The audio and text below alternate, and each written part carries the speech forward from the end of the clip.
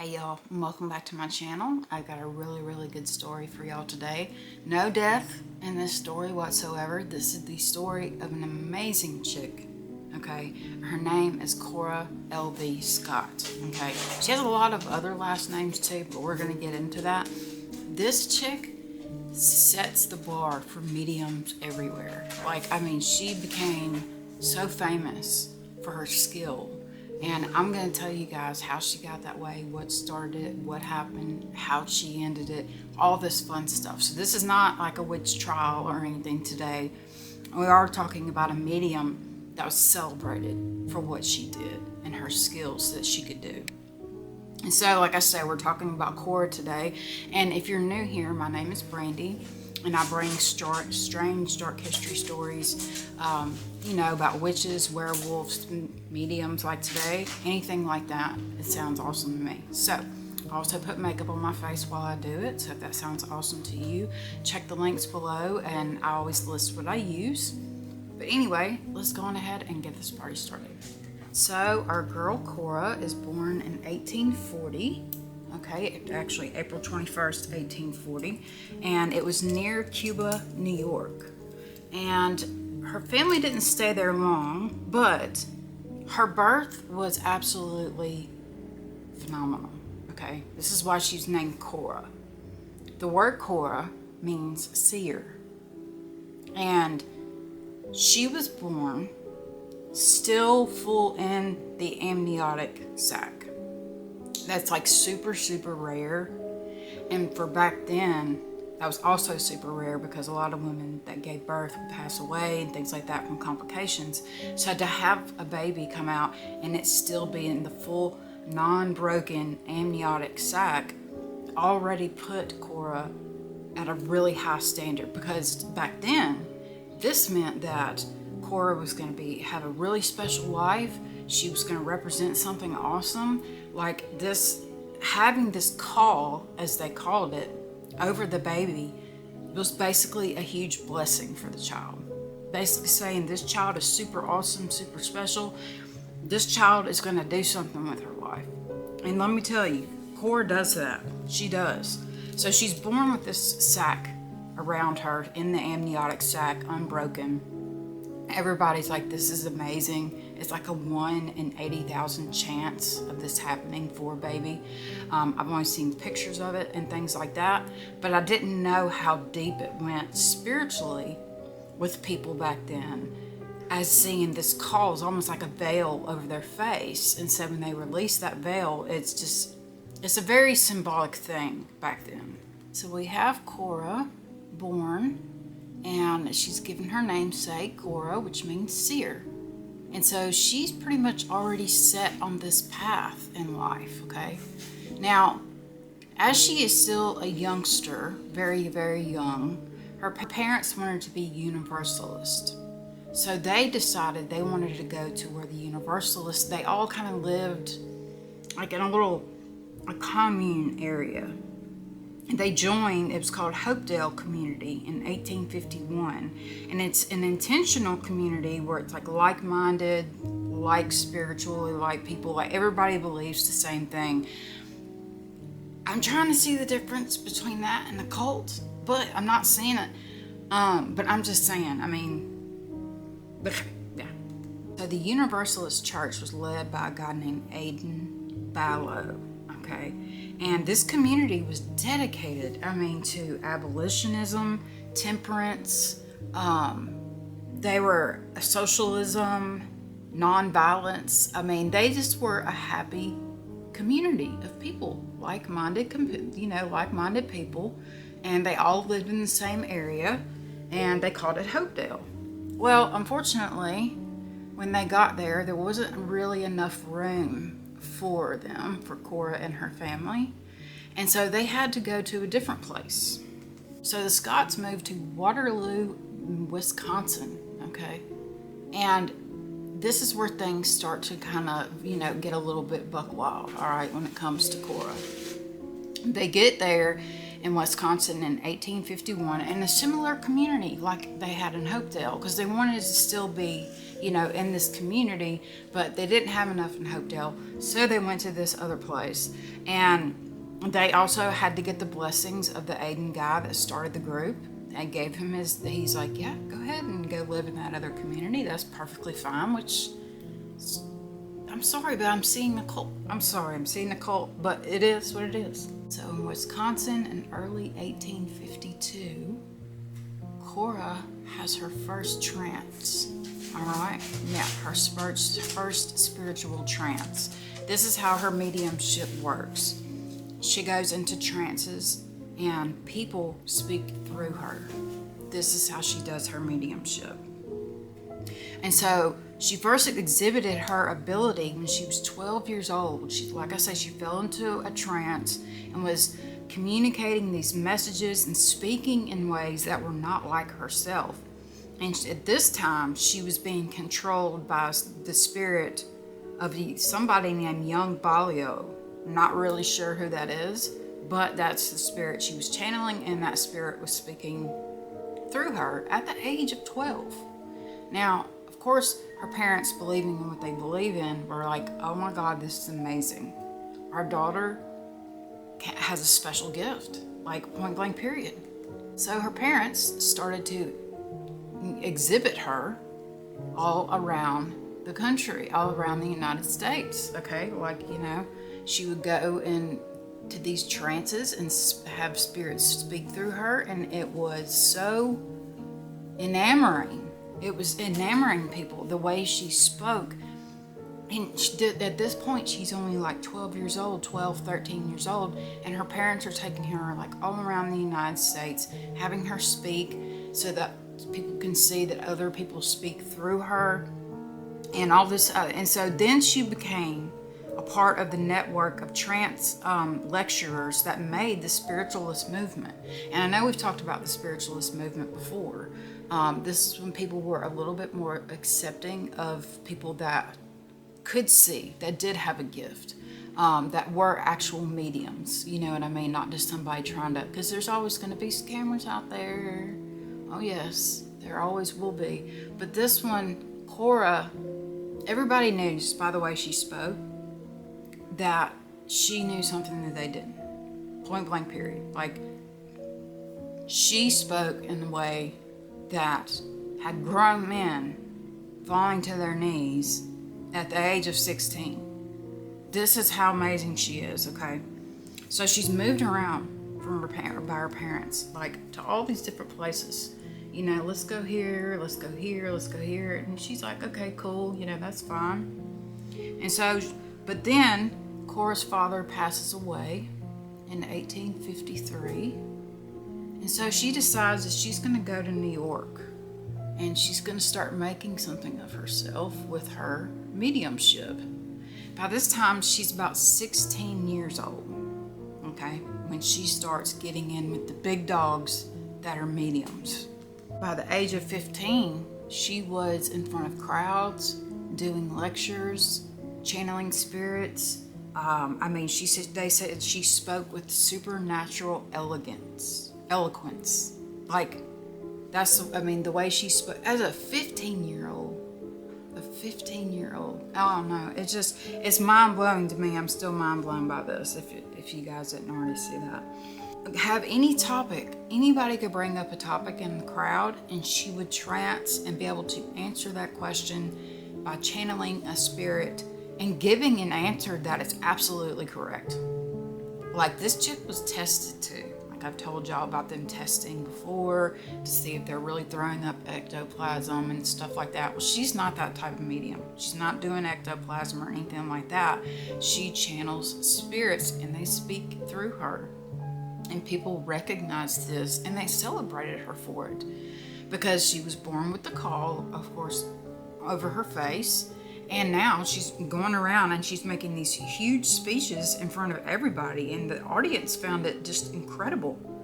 She was very young, very beautiful, and declaring with authority on esoteric subjects at 15. Like, she's talking about stuff that she shouldn't have any idea about at 15 years old. But because she's channeling these spirits that have that knowledge, she's able to speak it. So, when she did go to New York and she turned 16, she got married. She did. She got married to a man named Benjamin Franklin Hatch. Okay. And he was 30 years her senior. So, obviously, because she's super young, I'm pretty sure that, and he was a magnetist. Okay. He was a skilled showman.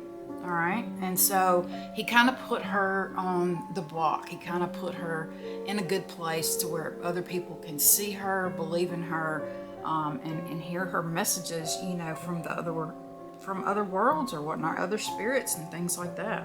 So he kind of gave her a main stage, and that was good for her because that's what she loved to do, was to have these lectures and to be able to have spirits speak through her so that she could help heal people, because she was a healer.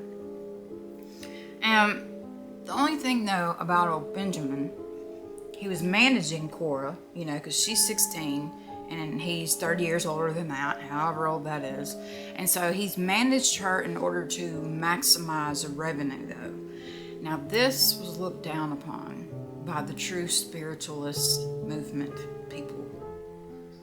They did not like the fact that they were trying to make a penny or trying to charge more. I don't know if they were charging more or if he was trying to make it just, I'm not sure, but I know the spiritualist people didn't like the fact that he was getting money from people because of what Cora was speaking on. They did not like that. They looked down upon that. And she later ends up getting away from him, luckily. Y'all, Cora gets married 4 times, okay? I'll go ahead and let you know. This is the first husband. And there's also some spousal abuse going on there. Yeah. So she was like, peace, I'm out. You know, she's already got the massive amounts of respect that she needs. She don't need this dude. So Cora divorces him, and she does keep her last name Hatch because that is how people are really starting to know her, because, you know, old dude put her up on the stage and all that stuff. And so that's how they're trying to get people to, you know, she's like, everybody knows me as this, last name Hatch, so I'm just going to keep it, which totally makes sense. So she goes on and does her thing without her first husband. She keeps on, you know, doing her speeches and things like that. And she spoke on many, many, many subjects. Like I say, something that somebody should not know that much about, especially them being that young. And there's not really much mention of Cora having any kind of education, okay? It was like the minute she was born, she was kind of treated like royalty because of the whole call thing, which I understand that is pretty cool to happen back then, you know? But it's, you know, it is what it is. So she spoke on a bunch of different things, like I said.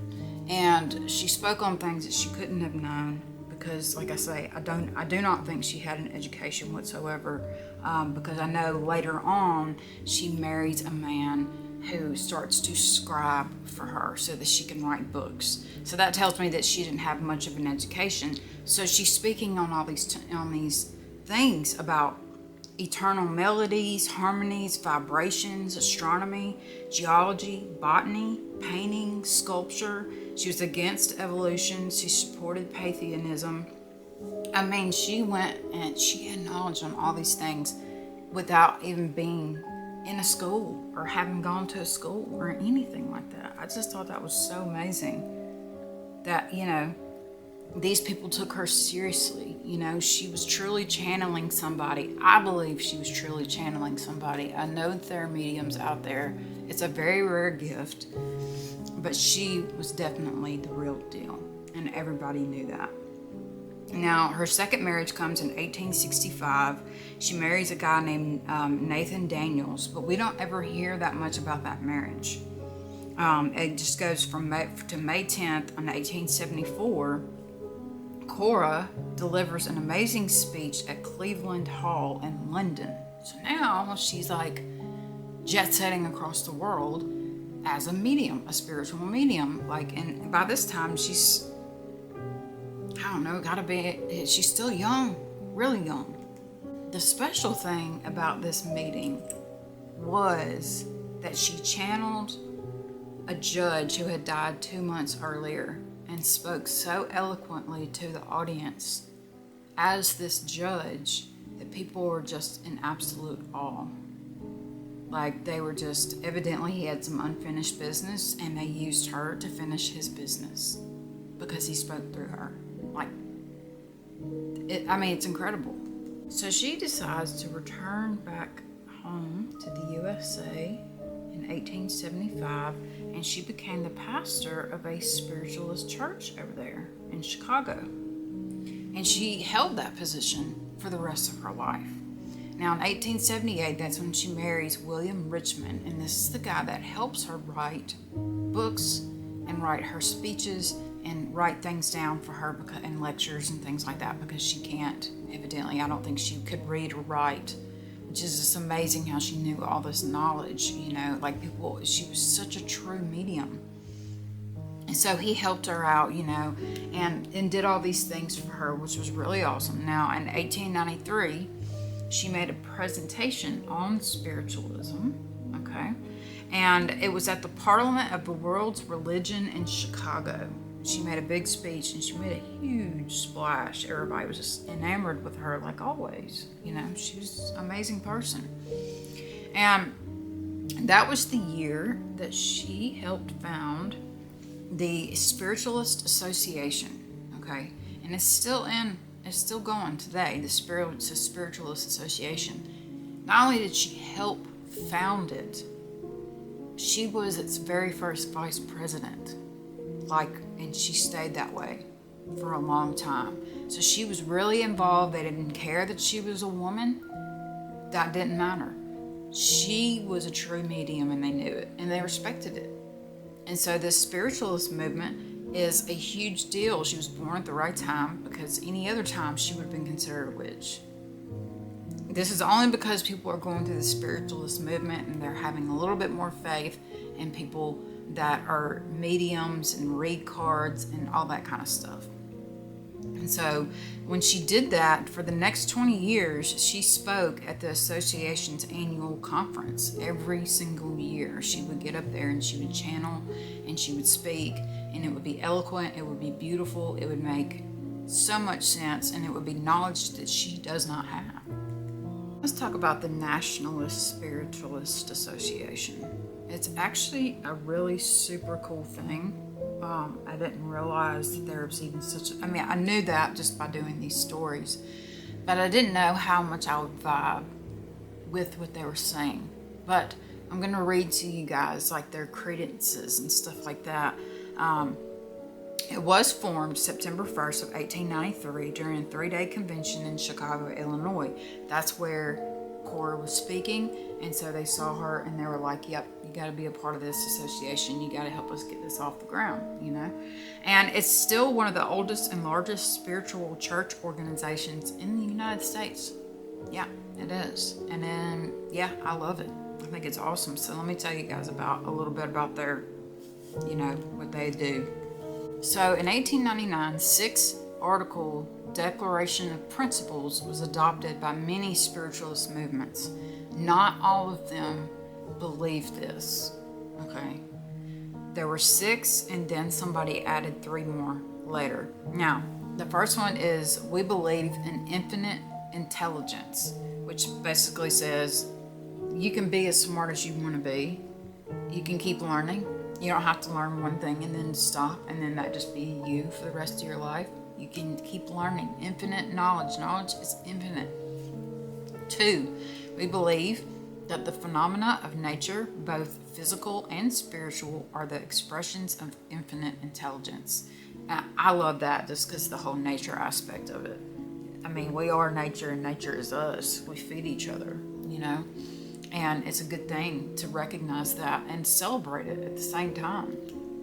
The third one, we affirm that a correct understanding of such expression and living in accordance therewith constitutes true religion.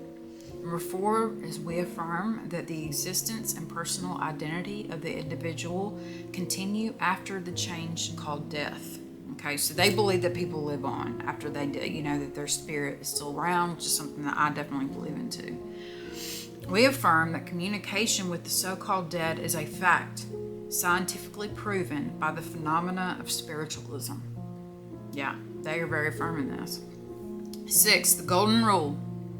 Do unto others as you would have them do unto you. So they did adopt a little bit of they had to put a little bit of stuff from Christianity in there, but they're not a religion. It's more spiritual than religious. Now, and those are the first 6 that they had in the spiritualist movement. Now the next 3 are what they added later on. So 7, the moral responsibility of the individual, and that we make our own happiness or unhappiness as we obey or disobey nature's physical and spiritual laws. Basically saying, you are the one that's responsible for your happiness. Nobody's going to come along and save you. Nobody's going to give you the life that you want. You have to earn it. You have to work for it. You have to want it. And you have to not rely on other people to show you love. Instead, create self-love inside yourself, and you'll always have love. And any outside love is just a bonus. All right? I'm just saying. That's a good one. All right, continuing right along with number 8. We affirm that the doorway to reformation is never closed against any soul here or hereafter. Yeah, I love that. And then the last is we affirm that perception of prophecy and healing are divine attributes proven through mediumship. So that's what the Spiritualist Church believes, or all of those 9 things. Most of them adhere to this, okay?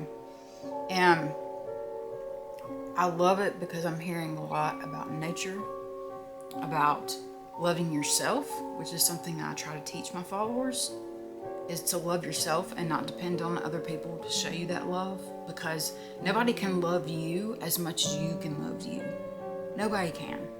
They can say, oh, I love you so much, you're such a great person, you're so awesome. But if you don't have that self-love, if you're like, no, I'm not really that awesome, I'm not really that cool, I don't know why you keep saying that, then that's creating unhappiness. You have to say, thank you so much, I really appreciate it. It used to be so hard for me to take a compliment, because I would just look down and I would just be like, but that's my trauma from my past. But it's not like that anymore. You stand up straight, you look ahead, you do things that make you happy. Like me doing these videos right now. Yeah, I don't have any followers hardly. I don't really care. I like doing the videos because they're fun, and I love to learn about this kind of stuff. And I think it's amazing that Cora was able to use her gift and was tested and proven correct, and she was able to live her life that way using that whenever she wanted to. I mean, she was a true medium. From the beginning of her life to the end, she was celebrated, and it was all because of how she was born. So Cora, of course, was blessed from the day that she was born with having the caul over her face, being born in the full amniotic sac without it being broken, already made her very special to her parents.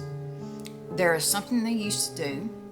The midwife would rub a sheet of paper across the baby's head and face, pressing the material of the caul onto the paper. The caul would then be presented to the mother to be kept as an heirloom. So if this happened, it was a big deal, okay? This is what they did. And some early modern European traditions linked caul birth to the ability to defend fertility and the harvest against the forces of evil, particularly witches and sorcerers. So there you go. That's why they never thought she was a witch, because of the way she was born. But to have that young of a mind at 12 years old, all of a sudden you're spitting out things that you've never read, you've never studied on it. I don't think she could read or write very well, as we say, because she marries a guy that actually writes her lectures and things like that for her, so she would, have stuff to say. She had things up here, but she couldn't get it down on paper. And to be 12 and to have something like that happen to you where a spirit's speaking through you, not only was that probably incredibly scary for her, is also probably pretty amazing feeling. And then her parents take her all over the country, and then she starts to become known like worldwide. She goes to London in her 20s, and you know, she's talking about she's channeling spirits and judges and like all this other kind of stuff and making speeches. And it's just it's a really amazing thing that somebody with no education, zero education, ends up doing so much like she did. And she was never looked at as a witch. She was never looked at as, you know, an old hag or anything. She especially wasn't old, and she wasn't a hag. She's actually very beautiful, they said.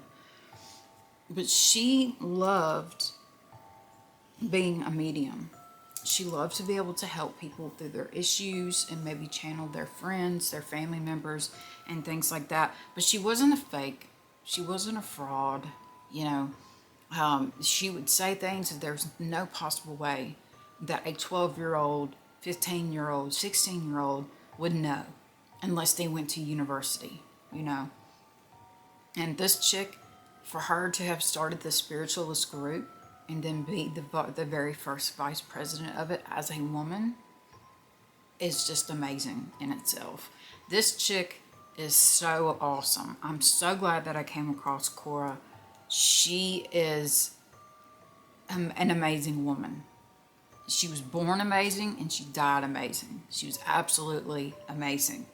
That's all I gotta say. So I hope you guys enjoyed this story today. I know it's a little bit different because it's not anything about death, but hey, it may be a good change that we're hearing a good story about a woman that was a medium, that wasn't put to death, that was actually celebrated for her gift. So I love you guys, and I'll see you next time.